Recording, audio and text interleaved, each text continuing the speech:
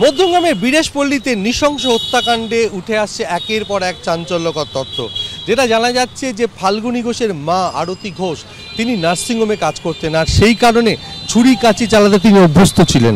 গতকাল ভোরবেলা ঠিক 5:30টার সময় এক ভ্যান চালককে বলেন যে একটি ট্রলি ব্যাগ নিয়ে দোলতলা আসতে হবে। সেই মতো ভ্যান চালক আসেন এবং ভ্যান চালকের প্রথমেই সন্দেহ হয় যে ট্রলি ব্যাগটি এত ভারী কেন। তারা জানান যে ট্রলি ব্যাগের মধ্যে বাসনপত্র খাবার দাবার আছে। তারা দোলতলায় আসেন এবং এখান থেকে ভ্যানে করে রাস্তা পার হচ্ছেন, সেটা সিসিটিভি ক্যামেরায় বন্দী হয় এবং সেই সূত্র ধরে ভ্যান চালকের হদিশ পায় পুলিশ এবং দীর্ঘ জেরা করা হয় তাকে। এবং সেই ভ্যান চালক জানান যে তিনি কিছুতেই বুঝে উঠতে পারেননি যে এই ট্রলি ব্যাগের মধ্যে দেহ টুকরো টুকরো করে রাখা হয়েছে। P4 insulated water tanks, kitchen and bath fittings, বিশুদ্ধ জল, সুস্থ জীবন, P4 আজীবন। আর তার পাশাপাশি যেটা জানা যায় যে ভ্যান চালক 130 টাকা ভাড়া নিয়ে তাদেরকে এখানে পৌঁছে দেন, আর এই ট্যাক্সি স্ট্যান্ড থেকেই এই ট্যাক্সি ধরে কলকাতার দিকে চলে যান, এমনটাই জানিয়েছেন ভ্যান চালক। এবং যেটা জানা যাচ্ছে ঠান্ডা মাথায় রবিবার খুন করার পর সোমবার দিনভর পরিকল্পনা করা হয়েছিল।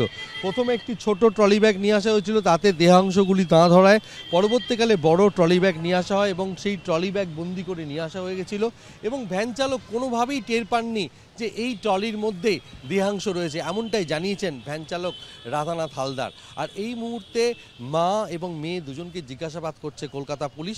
তবে প্রাথমিকভাবে যেটা জানা যাচ্ছে যে সুমিতা ঘোষের সম্পত্তি নিয়েই বেশ কিছুদিন ধরে টানাপোড়েন চলছিল ফাল্গুনী ঘোষের, আর তার জেরেই খুন হতে পারে বলে মনে করা হচ্ছে প্রাথমিকভাবে। ক্যামেরায় অভিজিৎ দাসের সঙ্গে সমীরণ পাল, এবিপি আনন্দ, উত্তর 24 পরগনা। একদম যে তথ্য সামনে আসলো যে মধ্যমগ্রাম থেকে 130 টাকা দিয়ে ভ্যান বুক ভ্যান সেখানে ভাড়া করে ভ্যান চালকের মুখ থেকে আর কি চাঞ্চল্যকর তথ্য সামনে আসছে যে ভোর 5:30টায় বাড়িতে ওই ভ্যান চালককে ডেকে নিয়ে যায় ফাল্গুনী এবং আরতি ঘোষ।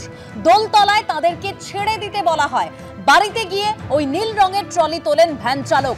ব্যাগ এত ভারী কেন জানতে চাওয়া হলে মা মেয়ে জানান ভিতরে কাঁসার বাসন আছে। আর কি বলছেন ওই ভ্যান চালক শোনাবো আপনাদের। হয়েছিল আমাকে বললো যে একজন এসে বললো যে ভ্যানটা কজন ছিল? একাই এই রাস্তা যাচ্ছিল।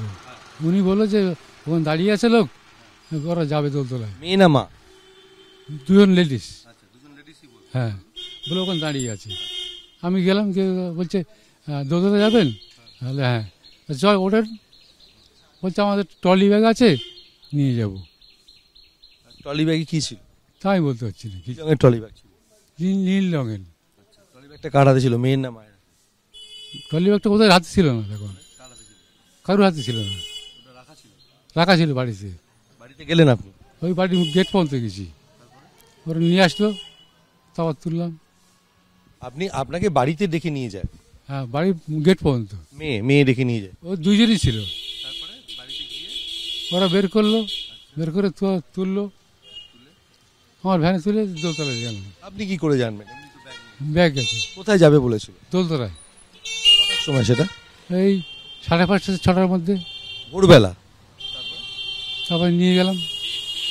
কত টাকা ভাড়া নিয়েছে? 130 টাকা। কত ভাড়া এমনি? এমনি ভাড়া আছে একজন 20 টাকা করে। এত বেশি ভাড়া দিলেন? দুজন গেছে, মার ব্যাগ গেছে। আপনি কত টাকা চেয়েছেন? আমি 150 টাকা চেয়েছিলাম। তারপর ওরা কি বললো? দিল 130 টাকা। কথা বলছিল গাড়ির মধ্যে ওরা?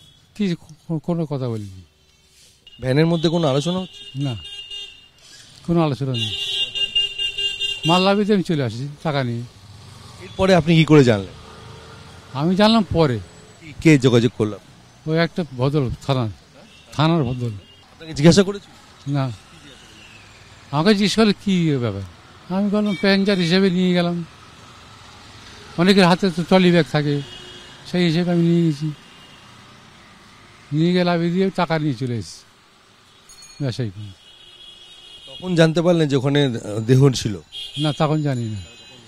আমি থানায় গিয়ে জানতে পারলাম। বলে ওর লাশ ছিল, ব্যাস। মানে আপনি তো ট্রলি ব্যাগটা দেখেছেন, ট্রলি ব্যাগটা কি চেন আটকানো ছিল, পুরো একদম বন্ধ ছিল? হ্যাঁ, বন্ধ ছিল। এবং আমি আবার জিজ্ঞেস করছি যে ট্রলি ব্যাগে কী আছে, এত ভার লাগছে। হ্যাঁ, তোলার সময় জিজ্ঞেস করলাম।